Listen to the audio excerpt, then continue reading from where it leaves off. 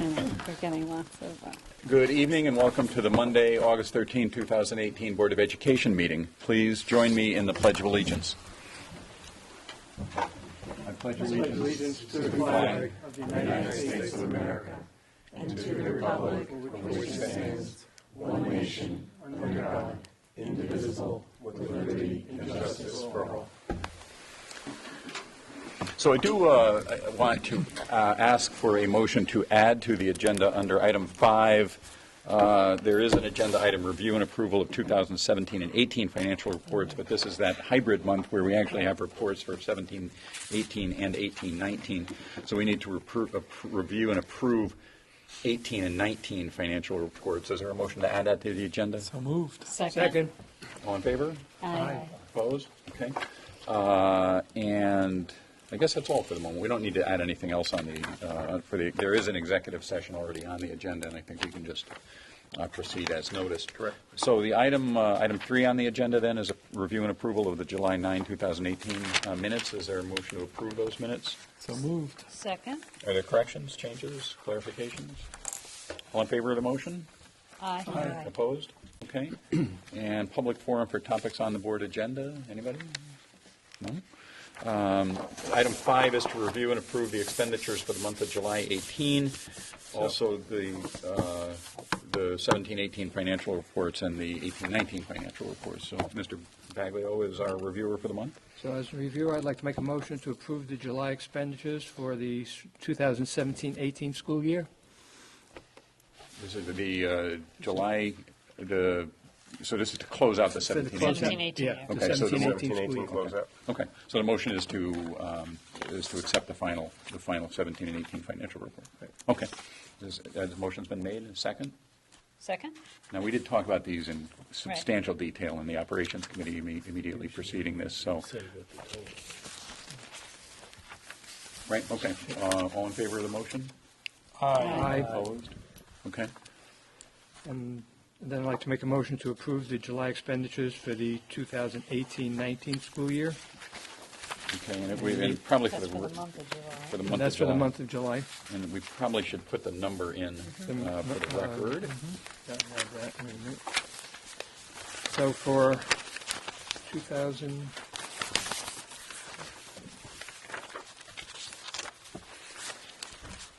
I think Mr. Kazin here has it for $1,683,353.21.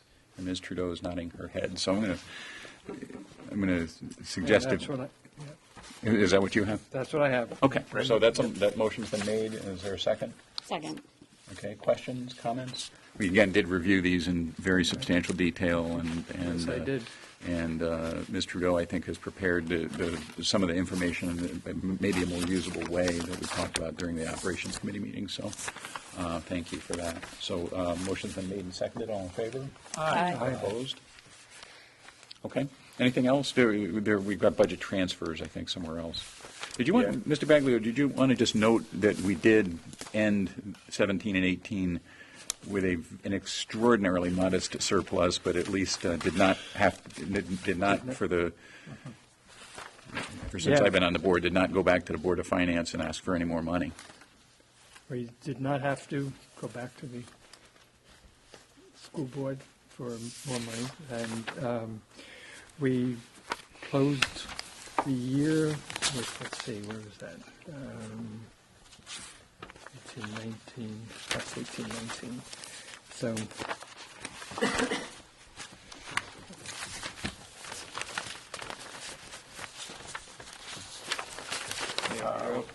it's $9,155.93. Pretty close. Pretty close on a budget of over $58 million. Well, it's better to be on that side than the other side. Yeah, right. Great. Well,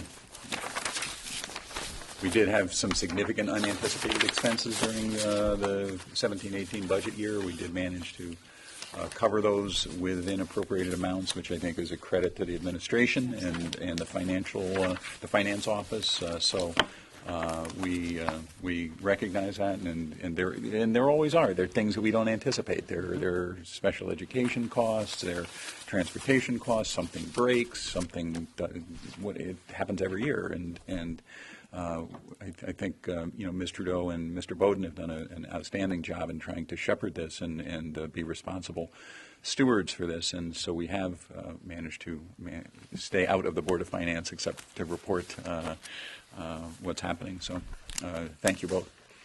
Thank you for noting that. All right, anything else on that? Mr. Baglio, is that all set with the expenditures? Yes. Okay.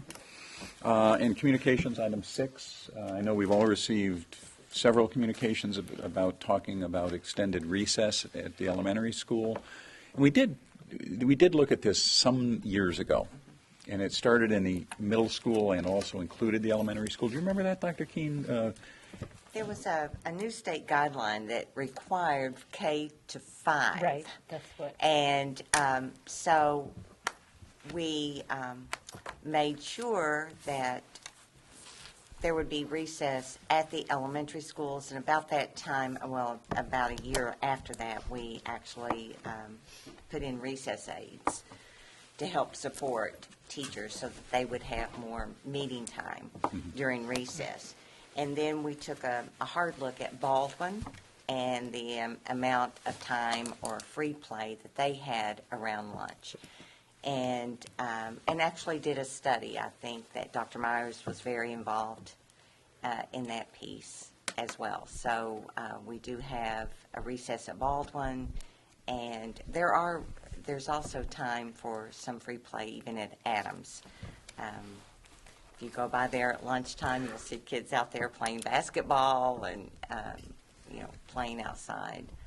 So we do have recess in all of our schools. So I think the request is that is there a way to build in more recess time, particularly at the elementary schools? And Dr. Freeman and I just talked briefly about this today, and it's certainly something you're willing to look Absolutely. at. And I think one thing, starting where we usually start, is to find out what other people are doing, and that might be a productive way to move. But it's I hate to go from start times to some other complicated issue, but this is another complicated issue, and I don't think any of us think that recess is a bad thing at the elementary schools. It's a good thing. But unless you lengthen the school day, it's going to come out of some other good thing. And is that going to be music, or is it going to be art, or is it going to be Both things that we would like to expand. Yeah. Right, you know. exactly right. So, But I'm a big proponent of having more free play, but it is tough when you want to also expand an art program, and we're newly expanding our music program in the elementary Just schools. added more music programming. It is certainly, and a number of the people who have communicated with me have connected it to our broader concern about emotional, social health and wellness, and concerns about stress and anxiety. And so I do want to assure the board that we are going to begin by looking at other Durg A and B districts and seeing what the length of their school day and what their recess options are. I would remind the board that many of the communications are citing recommendations. Those recommendations are often about activity, and so as we think about unstructured play, I think some people are lumping recommendations together about physical activity or unstructured play. So we will be looking at free play, but we'll also be looking at more structured opportunities for activity. And Mrs. Cohen shared an article with the board members about some school districts that have done some interesting things with before school time. And I do want the board to know that I've got a meeting scheduled tomorrow, in fact, to begin looking at some opportunities to look at structuring some free play opportunities that may not require us to take away from something else within our already competed for school day. Certainly a conversation worth having this school year, so we will have more conversation and bring more information to you, the board. I know it also, and Mr. Grimm could probably speak to this better, but I do know that that some teachers are already doing that. They're bringing it's just not across the board. So I think that would be a nice thing for parents to know that we were actually building in that structured free play time. But I do know many of the elementary school teachers will already say, oh, hey, let's go out for, an extra game of kickball for team building, or maybe there's a project that they're doing, but it involves, some free thinking and some playtime, or, there's really creative ways to go about it. Right. So despite the fact that right. formal recess may only be 25 minutes a day, we need to be clear that we're looking at all of the components that go into both activity and free play for our students. The elementary principals and I have already started that conversation. Like I said, we'll look at our neighbors and other districts in Connecticut and look for some creative ways to have the conversation Right, as well. and encouraging the teachers to, be creative about it. All right, so we can just maybe put that on an agenda in a couple of months, and you can give us some update and Absolutely. go from there. Okay. I didn't get any other communications thematically anyway. Did anybody else? No, just that one topic. Yep. Okay. All right, student representatives, we don't have any yet. I assume they're going to be here for some time, either September, October? Generally, it's the October meeting. I'll meet with prospective reps in September, and usually October is the students' first meeting with all of you. Okay. And then item 8 is superintendent's report. You have a field trip report, first of all, for April 2019. Yes, and Mr. Bunin is here to be able to speak to that and answer any questions that you may have. I think I just said You Bunin. did, but we I worked with We all Mr. know. I worked with Mr. Nobody was Bunin gonna 30 say years ago, Kevin. I'm really sorry. This is essentially an annual opportunity. We look for opportunities for students in the musical program to be able to travel, to experience a level of professionalism in their performance. This year we are targeting the month of April again, and specifically looking at San Francisco. And as I said, Kevin is here to give you an overview or answer any questions that you may have of this year's opportunity. Thank you, Dr. Freeman, and thank you for having me. I'm happy to answer any questions. As Dr. Freeman said, the music department has been quite active with doing travel with different agencies that are endorsed and accredited by bigger organizations to do these educational/musical performance tours. And after exploring a variety of venues, we wanted to do domestic travel this year with the choral program. And we have about 120 students in the choral program interested in traveling to San Francisco. It would be during our April break. However, we would be missing one day of school preceding April break. And the rationale behind that is because the break this year overlaps with various religious holidays, and it gives students the opportunity to get home a little earlier to have that time with family.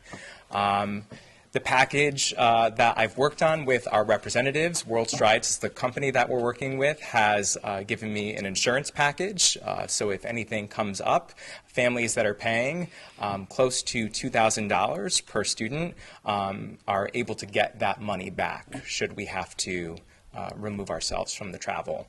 We'll be doing collaborative performances with 2 schools. One is an international baccalaureate school, and that was done purposefully so that we can build relationships across the country with some schools as we network here at Guilford High School.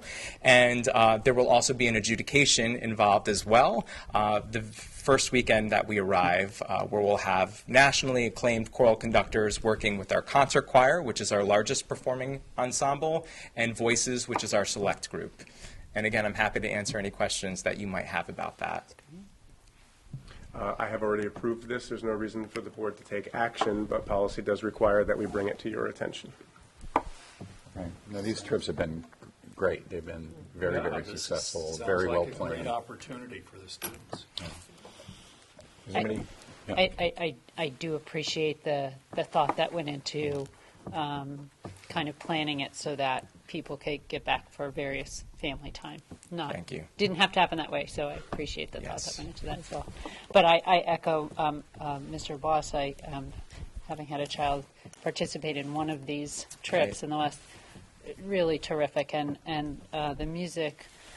You and your colleagues are so careful in the planning and so thorough in the planning. It was very much appreciated as a parent. Thank you. It's a treat for us as well, too, to be with the kids Yeah. in this capacity and get to know more about them. So we Well, appreciate that. And I have to say, Yeah. I had a student who loved the opportunity to do the same with with the instructors that he Right. usually sees in the building. He said, "Oh, they're so different." It was a great. We do things outside of school. Sure, that's Yes. right. Yeah. That's great. Thank you. Well, unless there are any other questions, I think we just thank you and go have fun, do well, and let us know how it goes. I appreciate it. Thank you. Thank you Thank for you. having me. Thank you again, Thank Pedro. All right. Next item is similar. I am excited to be able to bring to your attention that this year, at Mr. Macenti's recommendation, I have approved 2 exchange students to participate in our high school next year. One student will be joining us from Morocco, and one student will be joining us from Germany. Again, there's no reason for the board to take any action here, but I'm required by policy and excited to bring it to your attention.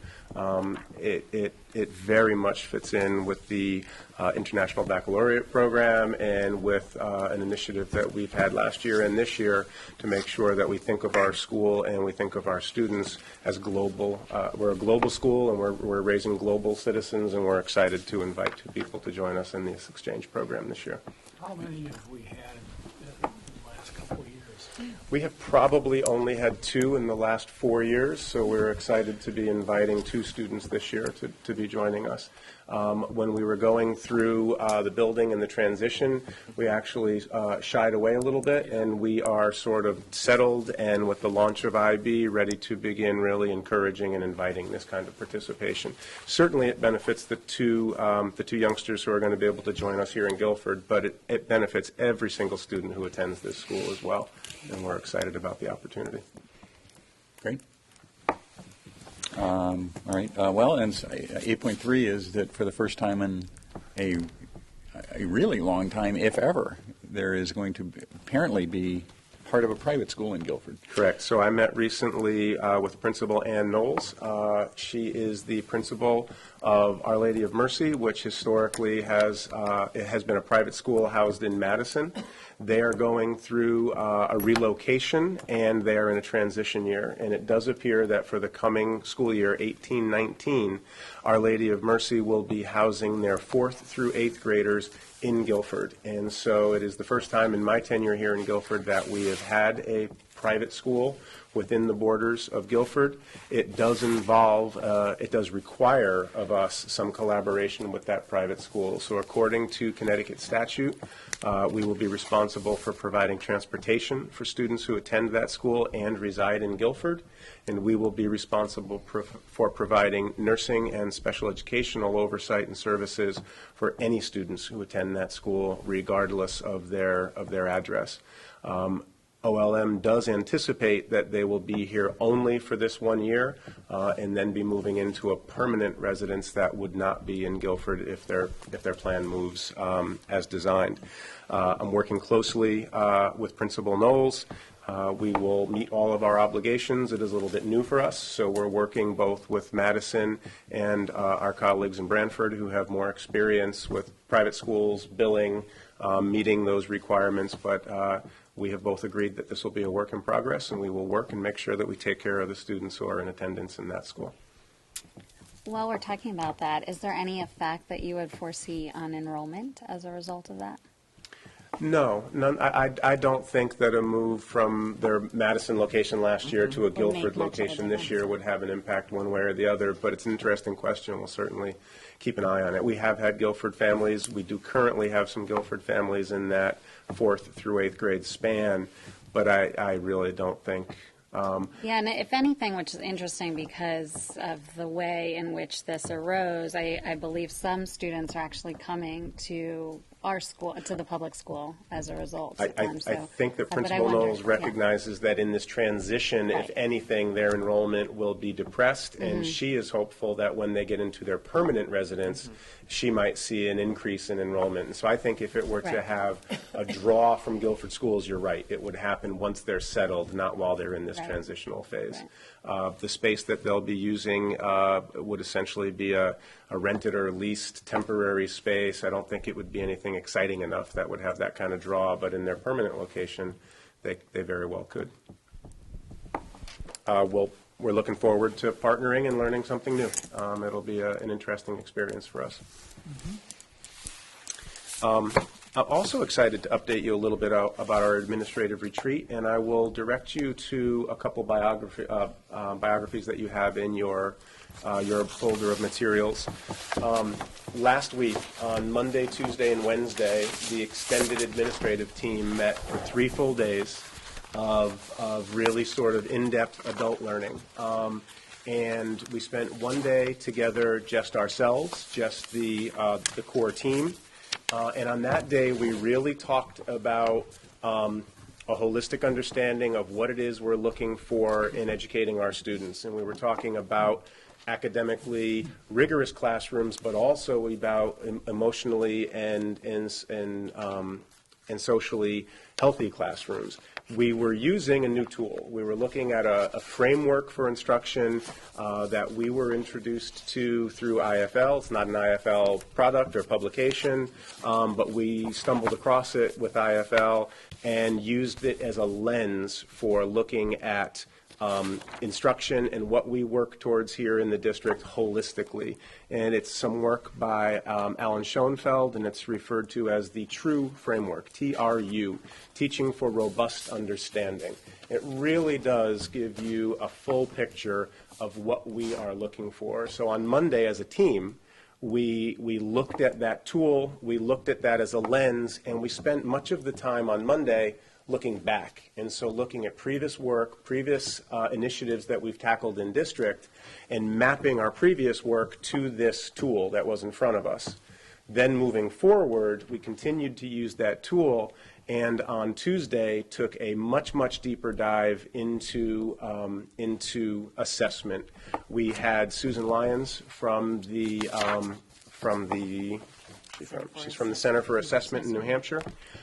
Susan came and spent the day with us. You have her bio in front of you. It's an incredibly impressive bio, and talked about a complete assessment system. How do we use formative assessment to help shape our own instruction and guide us in what our students need to learn, rather than over-relying on summative assessments to measure at the end, rate and rank students, and move on.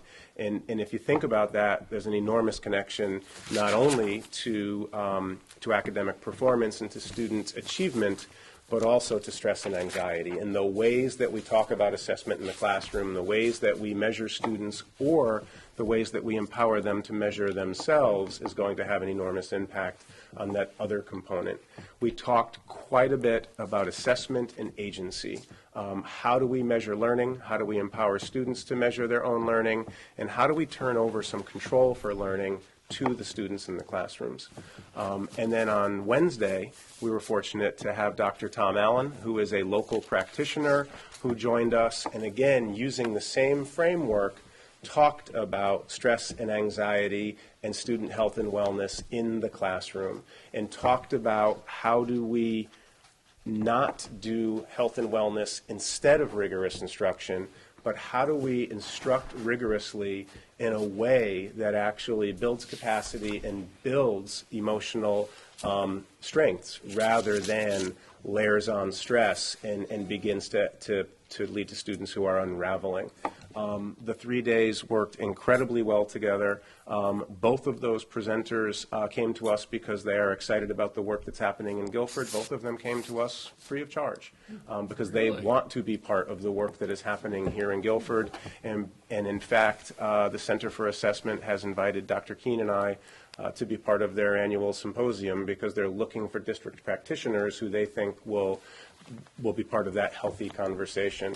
Dr. Allen has worked with us in the past here in Guilford, and is one of the folks that I plan on inviting to be part of a superintendent's advisory, an informal advisory of sorts that I'll be pulling together of local practitioners to make sure that we're looking at student health and wellness at least as much as we are looking at instruction and student achievement, never in place of learning and achievement, but how do we do the two together and do them well? It was a really exciting 3 days. I found it to be a really exciting 3 days. I think that the team was excited about it. At least one of them is still standing. He's here tonight. But we are excited. We're excited about the work that comes out of it, and if at your September meeting, one of the most concrete pieces of that, or the first concrete pieces, will be the recommendation for our priorities and initiatives that we bring from the leadership team to the board for your approval as we start this school year next month. And I went through all that really quickly. I'm happy to sort of pause great. there and entertain questions if there are any on the retreat. Anybody? Okay, I guess not. You also have in your packet tonight preliminary enrollment numbers. We will have an update to these numbers in September, which we usually show to you using Dr. Moore's format, and then we will have final numbers for you after October 1. But on the sheet that we provided for you tonight, you will see that, again, the projected decline overall did not bear out. So while last year we had, I don't know if I'm looking back. We're not looking at the decline that we projected. We're looking at an enrollment this coming school year of 3,240 students, which is slightly above where we had projected during budget time. You will see that we have given you, at the elementary level, the breakout for what projected class sizes project to be. And specifically, I will draw your attention to kindergarten, where we will be looking to have class sizes as low as 14 and as high as 19 in some instances. We will continue to monitor those if necessary. If those numbers begin to rise above 20 in any school, we would consider adding a section last minute. Once we open school, we are reticent to increase sections at that time, as students have already been assigned and begun. I'll also note, if you look across the elementary schools, and remember we added a third grade section last year, the average class size across all the elementaries and all grade levels has dropped from 18.5 last year to 18 average class size. You'll note at the bottom, we have just overall class enrollments for Baldwin, Adams, and GHS. We don't have those broken out into sections for you as we schedule differently, and it's not as easy to thumbnail. Dr. Freeman, I'm having a little trouble reading this thing.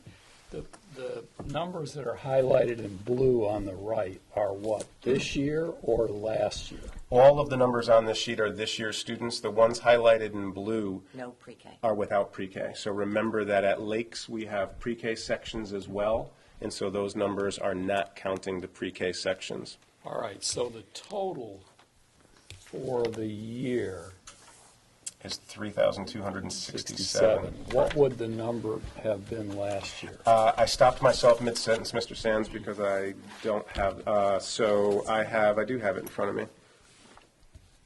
On June 22nd of 2018, our total enrollment was 3,365. We're down just about 100 students, and we had projected to be down slightly more than that, I believe. And you still may get some more students. Correct. We will have more enrollments, and there are always students who come in the first week of school. It is interesting because we definitely have kind of not had the decreases in enrollment that That's were some projected, neighboring, nor as neighboring towns. It is interesting, though, when we look at high school class sizes, and I know the graduating class we just had was one of the largest we've had. I mean, it was close to 300, that we have been seeing elementary grades totals that have been a little lower. So we did begin a decline, Right. and then ours sort of stopped and Right, plateaued, right. where other communities continued sort of a steep decline. Significant Correct. declines. So it's not that we're not declining, it's that we're declining a little bit less and a little bit more slowly than either was projected or many of our neighboring communities are Right. experiencing. Right. Yeah. But the key number is the K enrollment is 185, right? And Yep. the last year, the expected grade 1 enrollment is almost identical. Yeah, Right. yeah. Yep. Yeah. 7 more kids. And Sure. Yeah, that's- yeah. But compared to a senior class of 269. So we have seen some decline. Right. 283, Yep. 273, yes. Right. Yeah. And you can see that you've got a bubble in the middle, and you've got a freshman and senior class that are exactly the same size. Right. Yep. Interesting. So again, these are preliminary. Mr. Bloss is exactly right. There will be change between now and the opening of school, likely increases. We'll have an update for you in September, and then again, the official numbers are counted on October 1. the other lesson from this is that there's no way you could eliminate a teacher, No. K to 4. Right. There's no way. Right. The helpful piece of looking at the class sections is that it allows you to see that, right, maybe if we clustered all of our grade levels together, then you could find an efficiency here or there. But as distributed right now, you see classrooms highs of 23 and classroom lows of 14 across the elementary. That's actually really tightly clustered. Yeah. And to turn to 14, if you eliminated Yeah. 8, then there'd be 221 kindergarten Yeah. sections. Yeah. You can't do it. Yeah. Right. You can't. Yep, exactly right. We've gone through all of those manipulations, and this is the best distribution we have. We will continue to watch those K numbers, particularly those K numbers at Lakes, through the next couple or 3 weeks. Right. Okay. And then finally, I did want to update the board on bus routing, remembering that this year we have new bell schedules that the board approved in June for our schools, allowing for more sleep for our older adolescent students. Remembering that we have a new bus company coming on this school year. Remembering that we will likely be responsible for transportation to a private school in town for the first time in anyone's memory. And remembering that every school year starts with a shakeout. We talked quite a bit last year about no matter how much work we do up front, the bus routes do not become reality until we actually run them for the first 2 weeks of school, load students, and get an actual sense for how long loading and unloading takes in any specific run, and importantly, how many students actually do ride the buses. But with all of that preamble, it is important to note that we will be announcing the new bus routes. Those will be going out to the community. I received a number of communications today about bus routing and timing, and I do want to remind the board and the community that 2 or 3 years ago now, we reminded the community that in an effort to be efficient, we evaluate and reschedule every bus run every year. And so bus runs are a product of actual student addresses and distribution throughout the town. And where the bus stops and how many times the bus stops is a function of where students live, how easily they can get to those stops, and how many students board the bus at every stop. And there is always a balance between how full the bus can become and how long that bus is on the road. Obviously, we don't ever want to overload a bus. We don't ever want to run buses to a level that they are empty and becoming inefficient. On the other hand, we also don't want students to be on a bus for more than an hour. We want the bus runs to be a reasonable amount of time. We know that in Guilford, as we schedule those bus runs, we schedule the buses by statute for every child with an address in Guilford, and we know that not all students in our town choose to ride the buses. And so as bus routes are published in the summer leading up to before school, parents may be seeing bus run length and bus drop-off times that might be the worst-case scenario. As we run the buses for the first few weeks and realize which students are riding and how many students are not riding each assigned bus, we may very well have real bus times that are more positive than the times that we have published. And finally, I want to remind the board and the community, even though we have changed bell times this year, we're continuing to work to make those buses efficient with some changes that we have initiated again over the last 2 or 3 years. Rerouting every summer is important. We have also importantly tried to be as efficient as possible by not running our buses into cul-de-sacs when the walking distance from the cul-de-sac to that main artery is within board policy limits. We no longer run buses down private roads, as that presents a number of complications. So with those changes and the new bell schedules that we've put in place this year, remembering that the bell schedules actually make the bus routes a little more challenging, we are reminding the board and asking the community to work with us as we roll out these new bus routes. The first piece of that is letting us know when something doesn't look right or seems to be wrong. If a bus run is more than an hour, if the walking distance doesn't seem right, we absolutely want to know. but after communicating that with us, also understanding that we're balancing efficiencies and scheduling and making the new Bell schedules work with a system that should be better for all in aggregate, but for any one student could be earlier or later, a shorter bus run or a longer bus run, depending on the specific circumstances around a particular bus stop. Your ninth grader might have had a really short bus run last year, but as your ninth grader becomes a 10th grader, and maybe 5 or 6 eighth graders in your neighborhood now become ninth graders, your student's actual bus run may become longer if the bus has to stop 4 or 5 more times than it was last year, despite the fact that in aggregate, we have pushed school times later into the morning. And so again, it will take 2 or 3 weeks for us to shake that out. All of the information to contact our transportation office is available on our website. Context and explanation for these changes is available on our website, and Mr. Dorwin and Mr. Bowden and I remain available to talk about these concerns with any parent as we work out those first few weeks of school. Again, I'll have an update for you at your September meeting after we have just a few school days behind us. I think I will have a more complete update for all of you at our October meeting once we've had a month of schooling behind us and have really seen our new company at work, the new Bell schedules in place, and the regular shakeout that we experience every summer that's clearly going to be a little bit enlarged this year because of the changes behind us. So I guess we should say where on the website the transportation link is, and it's guilfordschools.org, and there's a tab for parents and students, and then there's a transportation tab under that. And that does have the contact information for the transportation coordinator as well as the bus company. Also has, there is a set of our policies, the Board of Ed policies, and I guess it's not quite an appeal, but at least a request for reconsideration. That's exactly that right. form is available on the website. So they're going to be, you're right, they're going to be changes. Yep. And they're going to be, by definition, if we're going to rationally look at the routes every year, they're all going to be somewhat different, and some of them are going to be longer, and some of them are going to be shorter. But in balance, they're going to be That's exactly right. equal, right? And information this year will be shared with the new company, a new software package. We will be sharing information about individual bus stops in a different way. So no longer will families be going to the newspaper to find the closest corner where the bus stops.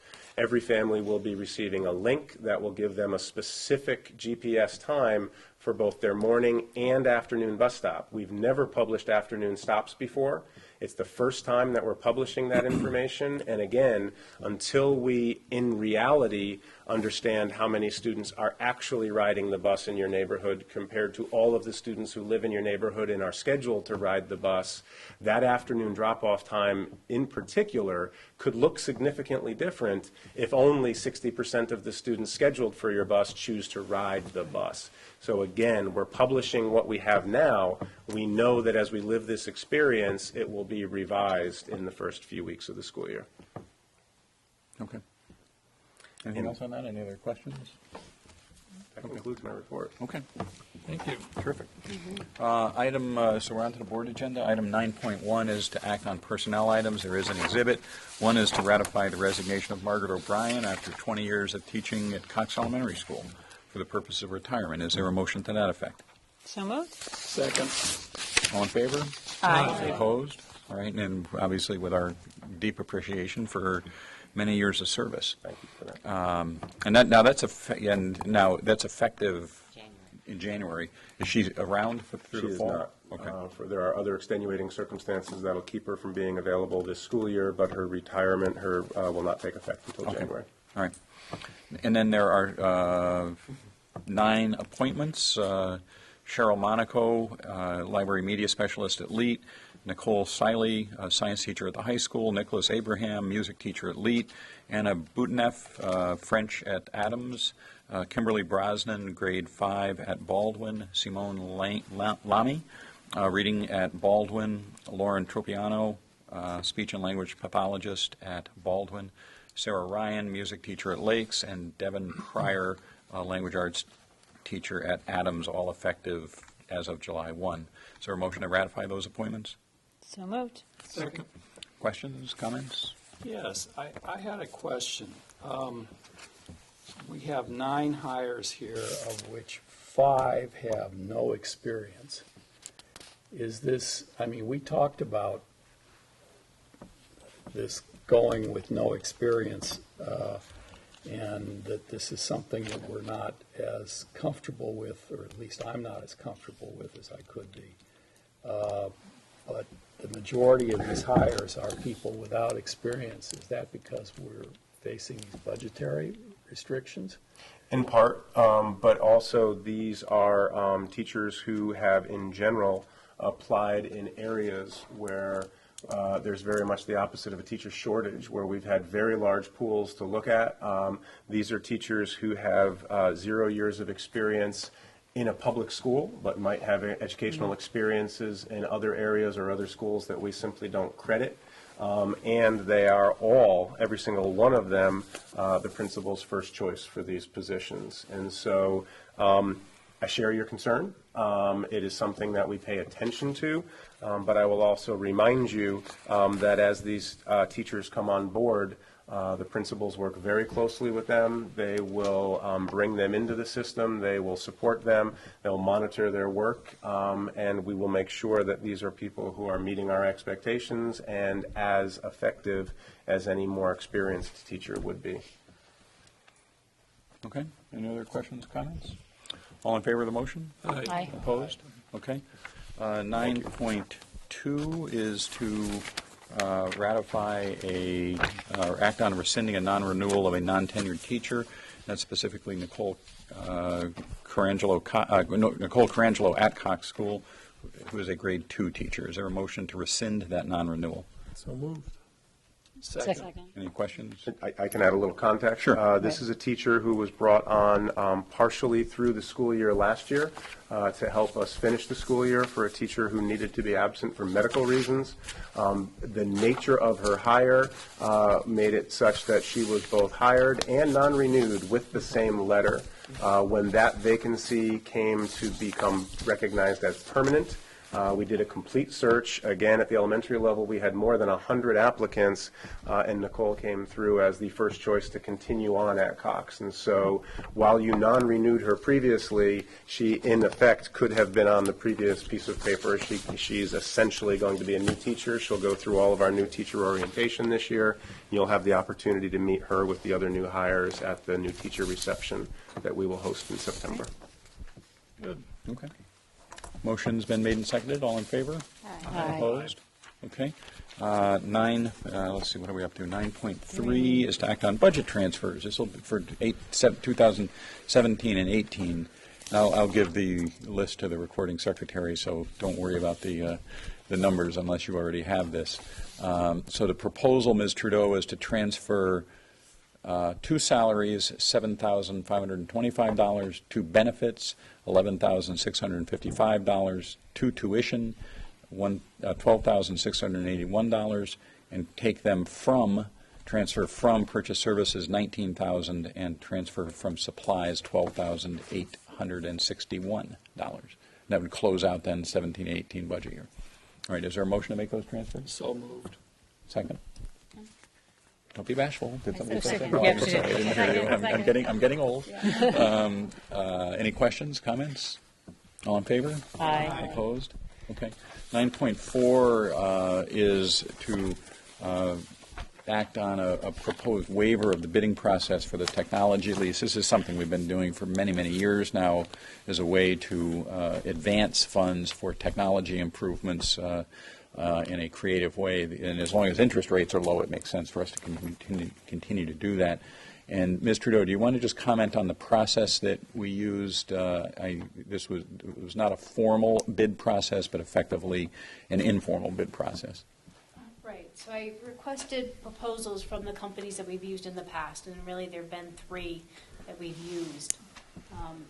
Of those 3, one of them has declined to bid. They're no longer doing these kind of leases. So that left just the 2 companies.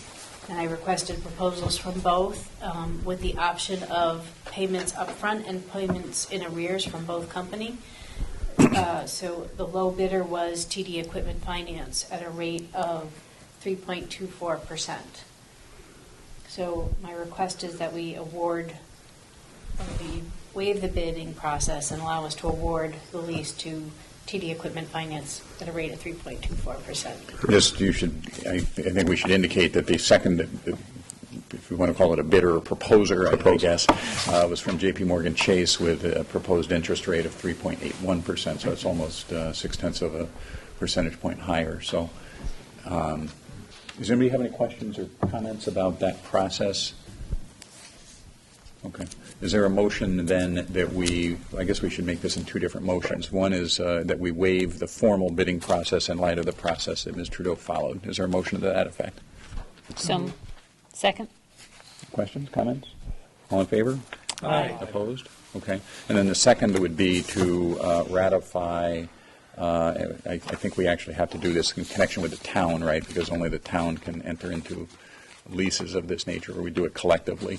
So the resolution would be that the Board of Education shall be a co-lessee with the town to finance equipment under the lease purchase agreement in a principal amount not to exceed $500,000, provided that the Board of Education shall be responsible for all of the payment obligations under the lease purchase agreement, that the proceeds of the lease purchase agreement may be used to reimburse the Board of Education for any expenditures it has made related to the equipment, and that the superintendent and the business manager, acting individually or collectively, are authorized to negotiate the terms of and execute and deliver the lease purchase agreement and any related documents on behalf of the Board of Education as co-lessee with the town, and to take all actions necessary and proper to complete the transaction. Is there a motion to that effect? So moved. Second. Any other questions, comments? This process has really worked very well for us. It's worked very well for us We over the started last doing several this, years. yeah, before you were here, right? Correct. Yeah. Right. And I think that this was Dr. Forsell and Mr. Potocny's scheme originally, and Mr. Mitchell's, yeah. And it's worked great. And what it's done, I think we should just be clear about this. What it does is it allows us to invest $500,000 in the new equipment up front, and then just pay a very, very low interest rate on it moving forward. So it allows us to benefit the students immediately, and then once it's built into the budget, it's built into the budget. And to keep our technology stock current. And Right. so Right. rather than having to absorb the cost of a purchase and then allowing the technology to age and become obsolete, it allows us to renew a targeted portion of technology within the district on a rolling basis every year, so that our students always have tools that can meet the demand that we and that society is asking of them. And so it really has worked very well since we've put it into place. And when we started this, right, years ago, we were in fact Way behind. way behind, Yes. right? Way We behind. were, Everything was outdated. Right. It was and pathetic. we, right, Yeah, and it we was. It didn't, was terrible. right, we didn't have the equipment we needed, that we didn't have the equipment that we wanted students to have in kind of the global and internet society we live in. So it's really allowed us to be current in providing students with this kind of technology. Right. That's right. Okay, motion's been made and seconded. All in favor? Aye. Opposed? Okay. Thank you. 9.6 is to act on a textbook recommendation. We got this last month. Right. This is Magruder's American Government. It's been available at Lathrop House, I'm sure, for the last month. Is there a motion that we adopt Magruder's American Government as a textbook according to item 9.6? So moved. Second. Any questions, comments? All in favor? Aye. Opposed? 9.7 is an IB textbook, chemistry higher level. Is there a motion that we adopt that textbook? So moved. Second. Questions, comments? All in favor? Aye. Opposed? And 9.8 is another IB textbook, physics, standard level. Is there a motion that we adopt that textbook? Second. Any questions, comments? All in favor? Aye. Opposed? Okay. Excellent. I would just make one comment. A question occurred last month about the publication date of the two IB texts, which is 2014. And I did check on that. And IB updates their courses about every 7 years. when they update their courses, of course, the companies update their textbooks. The next update is scheduled for 2021. And so there won't be another edition until 2021. Because this is chemistry and physics, we felt that a lot of the material in here will probably remain the same. There may be some, we may want to purchase a few for any, current things in 2021 once the course is updated. But we felt that this would be important to have now. Doesn't make sense to wait 3 years. No, chemistry probably doesn't change with quite the rapidity with which history. Right. So I Hopefully. just wanted to address that question that came up last month, and that is the issue. So there is nothing available from our vendors that have IB Text until 2021. Anything new? Very good. Committee reports, policy? Yes, so the policy committee met actually today at 5 o'clock. And one of the things that is, this was a meeting rescheduled from our regularly scheduled meeting at the end of June due to various people on the committee being out of state. This meeting is typically one in which we kind of close up on discussions of various policies and issues that have come up throughout the year, as well as review what's come out of the state legislature and things that we need to address. We will be coming to next month's board meeting with several updates to policy and one new policy. So we will have a new social media policy. We will have updates to the non-discrimination policy. We will have a homeless students policy. And we will meet again at the end of September for our regularly scheduled meeting to continue looking at other kind of ongoing issues that we're looking at. Okay. Great. Operations Committee?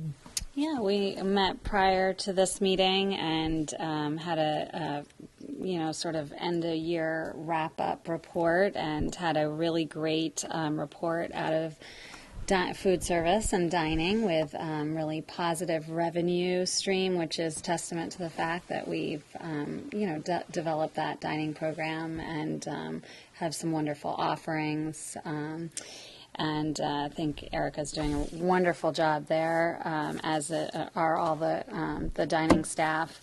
And got reports on all the facility improvements that are going on. Busy summer. So all the schools are well underway with their projects and should be, most should be wrapped up by the time we start school. A couple of exceptions to that should not be disruptive to the school day. So it's exciting. Great. Curriculum Instruction Assessment Committee, I guess, has there been a meeting over We summer? haven't had a meeting. Not until October. Right. Okay. Town committee liaisons, anything going on, town committee-wise? All right. And Learn Board of Directors. I'll share that Dr. Howley invited me to serve on her executive committee and advise her with the officers of the Board of Directors again this year. I've accepted that invitation. I know that they would appreciate having board participation in their Board of Directors. I also know that daytime meetings are difficult. They're a challenge to make, and their Board of Director meetings always happen midweek during the day. What is it, like a specific Wednesday or Tuesday or something? Do we know? Can't I feel recall. like, I'd have at least to- traditionally, I feel like it's been Yeah, I wanted to say Thursdays at Thursdays. 9 I'm going to make a.m. a suggestion, if Ms. Fiandella can maybe send us around an email and Yep. maybe we can We check can get those schedules dates and- to you again. Yep. Yeah, because I think, this past year, we tried to do it on a monthly basis, Right. which means that Rotate off it's, and right, everybody well, but pick what one. happens then is that you're looking at your schedule for next week going, oh, no. I think you're But right. They are morning meetings on a sign up a Thursday. year ahead could make us kind of, Yep. I'll ask Terry to do that for you. you know what I mean? I can plan ahead for 2 or 3 months. I'm not as good The week before. Understood. I'm going to predict that there are no public questions. Just as unless Mr. Grimm has any questions. And we have an executive session quickly, so I'm To going which we'd like to invite both Dr. Keene and Mr. Bowden. Okay. So is there a motion that we go into executive session relating to negotiations? So moved. Second? All in favor? Opposed? All right, and so we're going to come out of executive session only for the purpose of adjourning, and there will be no further public votes this evening. Thank you. Thank you. Want to go into the other room? Yeah, well,